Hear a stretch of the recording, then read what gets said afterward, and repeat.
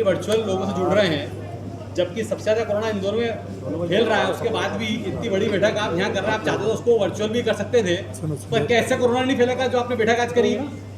इससे सजगता के लिए, जागरूकता के लिए, सुनो, एक भी व्यक्ति बिना मास्क के नहीं आया, क्योंकि इंदौर का संदेश पूरे मध्य प्रदेश को जाता है और देश को जाता है।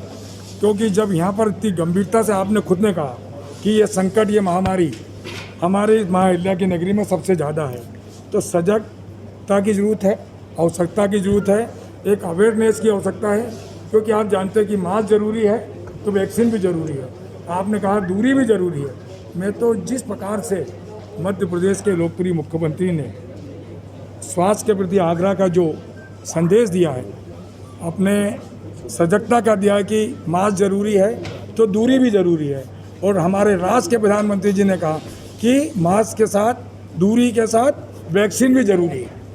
और ये तभी संभव होगा कि हम सब मिलकर इस जो आदर्श दुश्मन है, ना आप जानते हैं ना मैं जानता हूँ, इससे निपटने के लिए मुझे आपकी भी आवश्यकता है।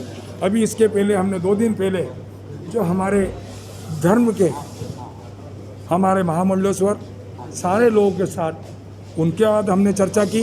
आज शिक्षाविद के साथ, कुलपति के साथ, समाज के अध्यक्ष भी थे, और इन सबसे अनुरोध किया है कि एक जागरूकता का अभियान, एक सजगता का अभियान, निर्भीक होकर बिना डर के वैक्सीन लगाएं, क्योंकि 100% नहीं 1,00,000% सुरक्षित वैक्सीन है।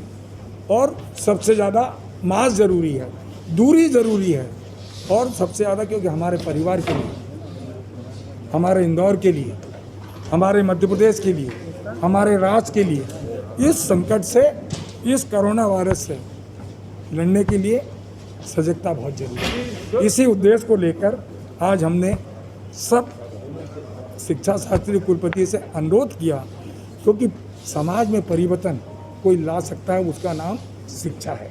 और शिक्षा जगत के सकारात्मक गंभीर सुझाव कई कुलपति भी थे, सब लोगों ने दिए हैं।